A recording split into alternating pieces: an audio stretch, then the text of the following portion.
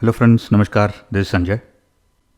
इस सीरीज़ में हम दिसंबर 2022 सीटीईटी एग्जामिनेशन से कुछ इंग्लिश पेडागॉजी क्वेश्चंस को सॉल्व करेंगे। क्योंकि एग्ज़ाम कई दिनों के ऊपर कंडक्ट किया गया था, from 28 of December 2022 till 7 of February of 2023। हम एग्ज़ाम के हर एक दिन से कुछ चुनिंदा पेपर्स 1 और 2 को सॉल्व करेंगे ताकि हम सारे क्वेश्चन टाइप्स को कवर कर सकें। और इस वीडियो में हम उस पेपर 1 को सॉल्व करेंगे जो कि 1 ऑफ फरवरी ऑफ 2023 को कंडक्ट किया गया था, जिसमें लैंग्वेज 1 हिंदी था और लैंग्वेज 2 इंग्लिश था। और इसमें से हम 15 इंग्लिश पेडागॉजी क्वेश्चंस को सॉल्व करेंगे। और सारे वीडियोस की तरह ये वीडियो भी आपको हमारे चैनल पे मिल जाएगा in both English and Hindi versions. तो चलिए शुरू करते हैं। विच of the following is not true of language, यानी दिए गए स्टेटमेंट्स में से कौन सा स्टेटमेंट करेक्ट नहीं है अबाउट लैंग्वेजेस। पहला है all human languages are natural languages. ये करेक्ट स्टेटमेंट है क्योंकि लैंग्वेजेस, ह्यूमन लैंग्वेजेस जो है वो नेचुरली डेवलप होते हैं। फिर लैंग्वेज इज़ प्राइमरीली स्पोकन, ये भी करेक्ट स्टेटमेंट है क्योंकि पहले लैंग्वेज में बात किया जाता है, उसके बाद में ही उसका राइटिंग डेवलप होता है, तो ये भी करेक्ट है। Next, all languages have a grammar and A system. ये भी करेक्ट स्टेटमेंट है क्योंकि किसी भी लैंग्वेज में कोई भी बेसिक एक ग्रामर होता है, राइट, और एक सिस्टम और एक लॉजिक होता है जिसे फॉलो किया जाता है। तो ग्रामर जितना भी बेसिक हो, कितना भी वो रूडिमेंट्री हो, कुछ तो होता है, तो ये भी करेक्ट स्टेटमेंट है। तो एक ही ऑप्शन बचता है, ऑप्शन 2, जो कह रहा है कि a language should have a script to be a language. ये इनकरेक्ट स्टेटमेंट है, और क्योंकि यहाँ पे हमें नॉट ट्रू आइडेंटिफाई करना है तो इस क्वेश्चन का आंसर यही है। अब इंडिया में भी कई सारे ऐसे लैंग्वेजेस हैं जैसे कि कोंकणी, खासी, मेइतेई, गारो, बोडो, जिनका खुद का कोई स्क्रिप्ट नहीं है। तो a language should have a script to be a language, ये इनकरेक्ट स्टेटमेंट है। इस क्वेश्चन में पूछा जा रहा है कि नेशनल एजुकेशनल पॉलिसी ऑफ 2020 के अनुसार फाउंडेशनल ईयर्स ऑफ स्कूलिंग किसको बोलते हैं। अब इस डॉक्यूमेंट को देखते हैं तो उसमें एक ऐसा ग्राफिक है जिसमें ये दिखाया गया है कि फाउंडेशनल ईयर्स ऑफ स्कूलिंग जो है वो up to the age of 8 होता है और अप टू क्लास 2 होता है। तो यहाँ पे ऑप्शन देखते हैं तो पहला ऑप्शन बोल रहा है first 5 years of schooling up to class 2, तो ये करेक्ट आंसर है। Minority language speaking learners are admitted to a school where the language of the state is the medium of instruction. What is this type of schooling called. यानी एक example देखते हैं। एक बच्चा है जिसका मदर टंग जो है वो तमिल है, और उस बच्चे के पेरेंट्स का ट्रांसफ़र हो जाता है टू नॉर्थ इंडिया और उसे एक ऐसे स्कूल में एडमिट किया जाता है जहाँ पे जो मीडियम ऑफ इंस्ट्रक्शन है वो है हिंदी। तो इस बच्चे को तो हिंदी आता नहीं है, तो अब बच्चे को उस ऐसे स्कूल में डाल दिया जाए तो वो सिंक और स्विम अप्रोच हो जाता है। क्योंकि अगर बच्चा हिंदी सीख लेता है, उस हिंदी को समझ लेता है कुछ हद तक, तो वो तैर सकता है, वो क्लासरूम के एक्टिविटीज़ में पार्टिसिपेट कर सकता है। नहीं तो उसकी नैया तो डूब गई, क्योंकि उसको तो कुछ समझ में आएगा नहीं। तो इसका मतलब है कि उसे एक दूसरे लैंग्वेज में सबमर्ज किया जा रहा है, और इसे सबमर्शन एजुकेशन बुलाते हैं। ऐसा अप्रोच रेकमेंडेड नहीं है, राइट? लेकिन यहाँ पे आंसर है ऑप्शन 1, सबमर्शन एजुकेशन। श्रुति एक क्लास 5 की टीचर है जो अपने क्लासरूम में बच्चों को अलग अलग ग्रुप्स में वो फॉर्म करती है और बच्चों को बोलती है कि आप कुछ वेब चार्ट्स के ऊपर काम करो on topics related to your hobbies. तो what is this vocabulary teaching learning strategy known as. अब यह क्वेश्चन थोड़ा कंफ्यूजिंग है। कंफ्यूजिंग इसलिए क्योंकि यहाँ पे बच्चे जो है वो अलग अलग टॉपिक्स के ऊपर काम कर रहे हैं, और ऑप्शन 1 में ये टॉपिक बेस्ड अप्रोच कहा गया है। और क्योंकि बच्चे एक्टिवली पार्टिसिपेट कर रहे हैं इस टीचिंग लर्निंग प्रोसेस में और वो नॉलेज को कंस्ट्रक्ट कर रहे हैं, तो ये कंस्ट्रक्टिविस्ट अप्रोच भी है। और यहाँ पे वो एक स्पेसिफिक थीम पे काम कर रहे हैं उनके हॉबीज़ के ऊपर, तो ये एक थीमेटिक अप्रोच भी है। और word web for vocabulary learning, इसे हम इग्नोर करते हैं। तो यहाँ पे हमारे पास 3 ऑप्शन है।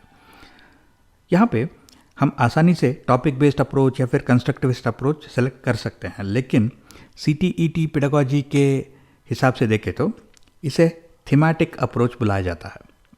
थीमेटिक इसलिए क्योंकि अल्टीमेटली इस पूरे एक्टिविटी में मोस्ट इम्पॉर्टेंट पार्ट है थीम। इट इज़ वो जो चार्ज पे काम कर रहे हैं और जो टॉपिक्स वो चुन रहे हैं वो सब उस थीम पे आधारित है। So this is a thematic approach to vocabulary learning.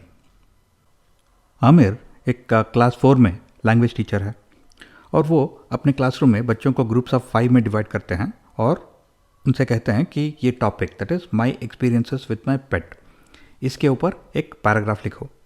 और वो कहते हैं कि पहले आप ब्रेनस्टॉर्म करो, यानी मिलके कुछ आइडियाज़ को जनरेट करो। उसके बाद में एक आउटलाइन बनाओ कि क्या लिखोगे। उसके बाद उस पैराग्राफ को लिखो फर्स्ट ड्राफ्ट, फिर उसे एडिट करो, उसमें करेक्शंस करो और उसके बाद एक फाइनल वर्जन या फिर फाइनल पैराग्राफ सबमिट करो, राइट।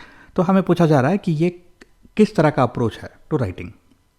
यहाँ पे क्या हो रहा है, बच्चे पहले स्टेप 1 दैट इज़ ब्रेनस्टॉर्मिंग कर रहे हैं, आइडियाज़ को जनरेट कर रहे हैं, फिर एक आउटलाइन बना रहे हैं, फिर फर्स्ट ड्राफ्ट, फिर उसको एडिट कर रहे हैं, फिर फाइनल पैराग्राफ, यानी ये एक step by step process approach को फॉलो कर रहे हैं। तो ये होता है प्रोसेस अप्रोच टू राइटिंग। तो प्री राइटिंग यानी ब्रेनस्टॉर्मिंग, फिर वो लिख रहे हैं राइटिंग, फिर एडिटिंग एंड रिवाइजिंग कर रहे हैं और फिर फाइनल वर्जन वो पब्लिश कर रहे हैं। तो ये है प्रोसेस अप्रोच टू राइटिंग। इस क्वेश्चन में बताया गया है कि क्लास 3 के जो बच्चे हैं वो कुछ शॉर्ट स्टोरीज या फिर कुछ नरेटिव्स पढ़ रहे हैं और उन शॉर्ट स्टोरीज में ऐसे भी कुछ वर्ड्स और फ्रेजेस यूज़ किए गए हैं जिनको वो बच्चे नहीं जानते, लेकिन फिर भी जो वर्ड्स उन शॉर्ट स्टोरीज में ऑलरेडी अपीयर हो चुके हैं उनको देख के वो उस ओवरऑल नरेटिव या फिर स्टोरी का ओवरऑल मीनिंग जो है वो समझ लेते हैं। तो यहाँ पे क्या हो रहा है, किस तरह से बच्चे इन स्टोरीज़ को समझ पा रहे हैं, हालांकि ऐसे भी कुछ वर्ड्स और फ्रेजेस हैं जो वो नहीं जानते। तो बच्चे किस प्रोसेस का इस्तेमाल कर रहे हैं। अगर एक एग्जाम्पल देखते हैं, क्लास 3 के बच्चे हैं जो ये सेंटेंस पढ़ रहे हैं, he wore his shoes and scampered faster than the others. अब बच्चों को मालूम नहीं है कि ये स्कैम्पर्ड का वर्ड का मतलब क्या है, लेकिन बच्चे ऐसे कुछ क्लूज या फिर हिंट्स निकाल रहे हैं इस सेंटेंस से। ही वोर हिज शूज़ यानी उसने शूज़ पहने, और ही स्कैम्पर्ड फास्टर देन द अदर्स यानी दूसरों से फास्टर वो जा रहा था। तो इसका मतलब है कि स्कैम्पर्ड का मतलब रन हो सकता है। तो इस तरह से बच्चे कुछ क्लूज निकाल रहे हैं इस सेंटेंस से, कुछ हिंट्स निकाल रहे हैं और उस वजह से वो इस पूरे सेंटेंस का मतलब जो है वो समझ पा रहे हैं। तो इसे बोलते हैं सिमेंटिक क्यूज या फिर सिमेंटिक क्लूज। तो ऑप्शन 3 यहाँ पे करेक्ट आंसर है। आस्था एक क्लास 2 की टीचर है और वो अपने क्लास में कुछ स्टोरी टेलिंग सेशंस कंडक्ट करती है और ऐसे एक स्टोरी टेलिंग क्लास में वो एक स्पेसिफिक टेक्निक यूज़ कर रही है जहाँ पे वो कहानी का जो फर्स्ट लाइन है वो पढ़ के सुनाती है और बच्चों से कहती है कि ये लाइन को रिपीट करो मेरे बाद। पहले आंखें बंद करके लाउडली रिपीट करो, उसके बाद साइलेंटली मन ही मन रिपीट करो। तो आस्था यहाँ पे किस तरह का टेक्निक यूज़ कर रही है स्टोरी टेलिंग में। अब यहाँ पे क्या हो रहा है, पहले वो एक line of the story, first line of the story वो पढ़ के सुनाती है और उसके बाद बच्चे उसको रिपीट कर रहे हैं विथ क्लोज्ड आइज, फिर मन ही मन साइलेंटली फिर से रिपीट कर रहे हैं। तो यहाँ पे ये जो पहला लाइन जो आस्था पढ़ के सुना रही है उसे बच्चे इको कर रहे हैं। तो इसे बोलते हैं echo technique of story telling और ऑप्शन 1 करेक्ट आंसर है। और जो इको रीडिंग जो टेक्निक है वो बहुत ही यंग बच्चों के साथ यूज़ किया जाता है जो अभी भी पढ़ना सीख रहे हैं।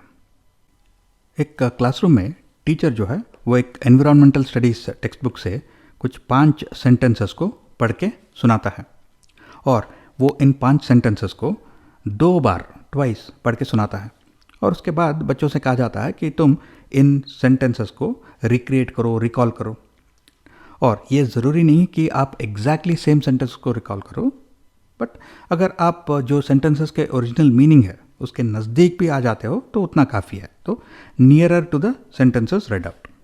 तो इस टास्क को क्या बुलाया जाता है।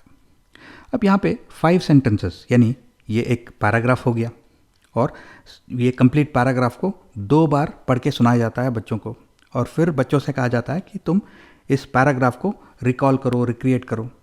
और ये ज़रूरी नहीं कि आप एग्जैक्टली सेम वर्ड्स या फिर सेम सेंटेंसेस यूज़ करो, बट आप जो ओरिजिनल सेंटेंसेस है उनके नज़दीक आना चाहिए। आपका जो सेंटेंस है उसका मीनिंग ओरिजिनल सेंटेंस के नज़दीक आना चाहिए। तो यहाँ पे पैराग्राफ डिक्टेशन का टेक्निक यूज़ किया जा रहा है। तो ट्वाइस और recall, recreate, not necessarily the exact sentence, तो ये कुछ क्लूज है जो हमें बताते हैं कि हम यहाँ पे पैराग्राफ डिक्टेशन का इस्तेमाल कर रहे हैं। और पैराग्राफ डिक्टेशन इसलिए इस्तेमाल किया जाता है क्योंकि जब बच्चों को आप एक वर्ड देते हो तो वो शायद उस वर्ड को एग्जैक्टली रिकॉल कर पाते हैं। अगर एक सेंटेंस देते हो तो वो रिकॉल कर लेते हैं, लेकिन अगर आप एक पैराग्राफ दे रहे हो 5 सेंटेंसेस, जो कि लंबे सेंटेंसेस हो सकते हैं, राइट, तो ये ज़रूरी नहीं कि बच्चे एग्जैक्टली सेम सेंटेंस को रिकॉल कर पाएँ, रिपीट कर पाएँ। लेकिन अगर बच्चे वो ओरिजिनल मीनिंग के नज़दीक भी आ जाते हैं तो उतना काफ़ी है, हमें पता चल जाता है कि बच्चों के समझ में आ रहा है जो हम बोल रहे हैं। तो इसे बोलते हैं पैराग्राफ डिक्टेशन। इस क्वेश्चन में पूछा जा रहा है कि गवर्नमेंट ऑफ इंडिया का वो कौन सा फ्लैगशिप प्रोग्राम है जिसके थ्रू इंडियन लैंग्वेजेस को और इंडियन कल्चर को प्रमोट किया जा रहा है इन स्कूल्स। अब ये बहुत ही इंपॉर्टेंट क्वेश्चन है क्योंकि ये क्वेश्चन और इस तरह के कई सारे क्वेश्चन रिपीट किए गए हैं इन डिफरेंट क्वेश्चन पेपर्स, और ये क्वेश्चंस आपको नेक्स्ट एग्जाम में भी देखने को मिलेंगे। अब अगर इंडियन लैंग्वेजेस एंड कल्चर की बात हो रही है तो यहाँ पे करेक्ट आंसर है एक भारत श्रेष्ठ भारत। अगर सिर्फ इंडियन लैंग्वेजेस के बारे में पूछे थे तो करेक्ट आंसर होता भाषा संगम, क्योंकि ये जो एक भारत श्रेष्ठ भारत प्रोग्राम है उसके अंदर बहुत सारे एक्टिविटीज़ को कंडक्ट किया जाता है और भाषा संगम जो है वो इनमें से एक एक्टिविटी है। Which of the following is not an appropriate way to teach grammar during foundational and primary stages of schooling? यानी अगर हम फाउंडेशनल स्टेज पे या फिर प्राइमरी स्टेज ऑफ स्कूलिंग में बच्चों को ग्रामर सिखा रहे हैं तो इनमें से कौन सा एक अप्रोप्रिएट टेक्निक या फिर अप्रोप्रिएट मेथड नहीं है। पहले एक एग्जांपल देखते हैं। जब बच्चे पहले बोलना सीखते हैं, सेंटेंसेस बोलना सीखते हैं, तो वो गलत ग्रामर यूज़ कर सकते हैं। जैसे कि बच्चा बोल सकता है he run very fast yesterday, तो आप बच्चे को करेक्ट करोगे कि नहीं, तुम्हें he ran very fast yesterday use करना चाहिए। उसके बाद में जब बच्चे थोड़े एडवांस स्टेज में पहुंचते हैं तो तब आप उसको ग्रामर सिखाते हो कि the past tense of run is ran, इसीलिए आपको रैन यूज़ करना है। लेकिन पहले आप ग्रामर नहीं सिखाते, पहले आप बस उनका करेक्ट करते हो कि किस तरह का वर्ड यूज़ करना चाहिए उस कॉन्टेक्स्ट में। तो अगर आप पहले से ही ग्रामर सिखाओगे तो बच्चों को समझ में नहीं आएगा, क्योंकि आप फाउंडेशनल और प्राइमरी स्टेजेस ऑफ स्कूलिंग की बात कर रहे हो। तो introducing the rules of grammar first, ये definitely not appropriate way of teaching grammar है। तो करेक्ट आंसर है option 1।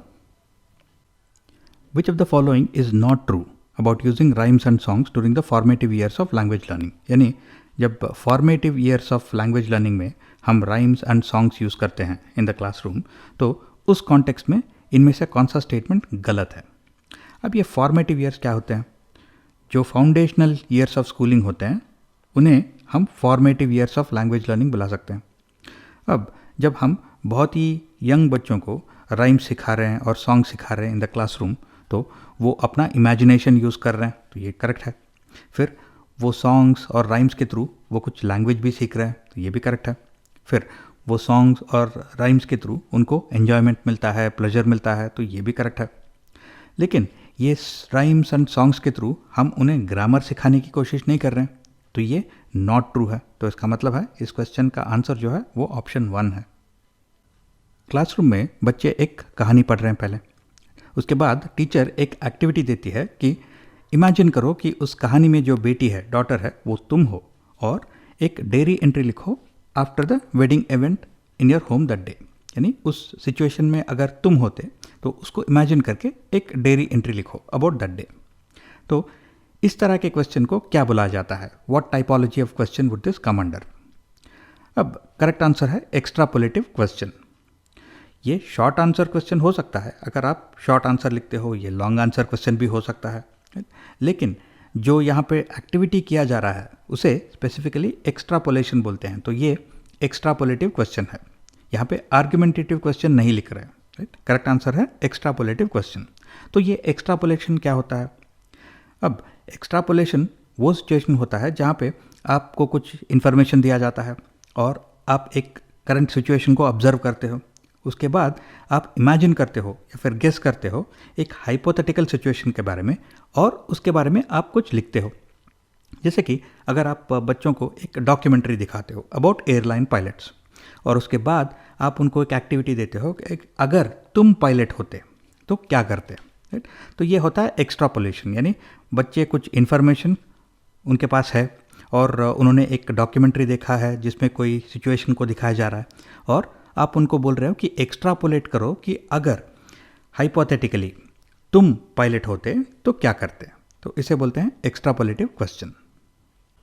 A teacher collects the performances of the learners over a period of time, यानी एक लंबे पीरियड ऑफ टाइम के ऊपर एक टीचर जो है वो बच्चों के अलग अलग टाइप ऑफ परफॉर्मेंसेस के बारे में डिटेल्स को कलेक्ट करती है और उनको रिकॉर्ड करती है इन ए फाइल और इन ए बुक, ताकि वो उनको यूज़ कर सके एंड ऑफ द टर्म उनके ओवरऑल असेसमेंट के लिए।